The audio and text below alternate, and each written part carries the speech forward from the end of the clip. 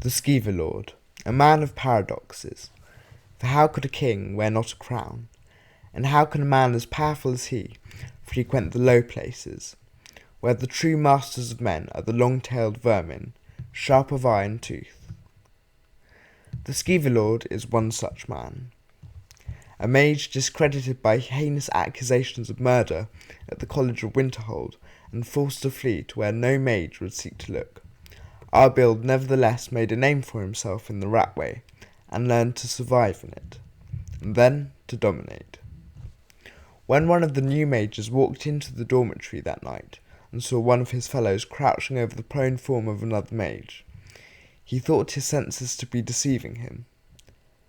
A mage murdering a mage in the very heart of the college was an evil of unthinkable proportions. Paralysed with fear, he watched on almost helpless as Arbild spun around to face her, and summoned a spectral bow fashioned in the depths of oblivion, and loosed an arrow in one fluid motion. The mage had just enough time to turn and twist aside, and the arrow that would have killed her pierced her shoulder instead. From the ground, she could see the murderer exiting the college at speed, and by the time she was found, the Skeever King had disappeared into the inky blackness of the night. In time, Arbild forgot himself whether the killing had been enacted as the product of a jealous rage at the abilities of another, or simply murderous impulse. Down in the murky depths of the Ratway, he soon discovered that a man used to the comforts of academia such as he was ill-suited to the existence of a lowlife, and within a month he was a shadow of his former self, an emaciated wreck who had given up on life. When he was at his lowest ebb, and had almost perished from hunger, he felt a snuffling presence by his side.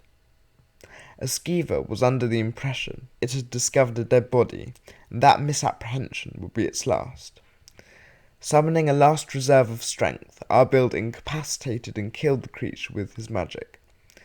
Skinning and eating it was unpleasant in the extreme, but starvation had eliminated all other options.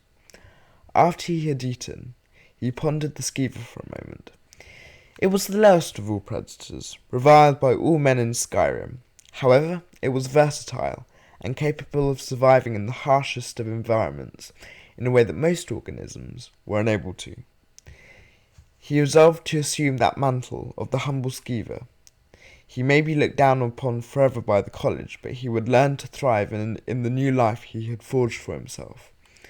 Closing his eyes, he focused on the spell, reaching into the fast-flowing currents of oblivion to summon himself a creature. When he reopened his eyes, a translucent Skeever, smoke roiling off its silver fur, stood in front of him. Over time, he began to thrive in this new environment, and eventually felt that it was time to leave the oppressive tunnels of the Ratway and forge a new life for himself beyond Skyrim, where he was unlikely to run into members of the college. However, his luck was against him, and he was captured at the border when he became caught up in a skirmish at Darkwater Pass and sent to Helgen to await execution. From there, your story begins.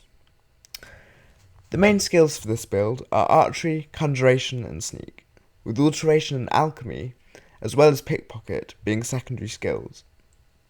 Conjuration is used to summon your bow and to summon your trusted Skeever and perhaps other minions from the realm of oblivion.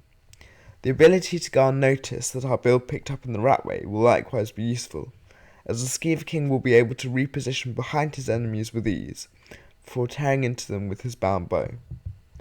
Alchemy and pickpocket will be used to poison your foes and disappear into the night before they so much as hit the ground, and alteration will be able to provide you decent protection in an open confrontation, especially considering you will only be wearing ragged robes.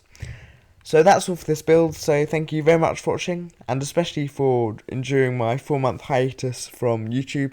Sorry I haven't been able to upload a video before now, I've just been very busy with exams and that sort of thing, but hopefully that will all change from now onwards. Anyway, thank you very much, and see you next time with another video.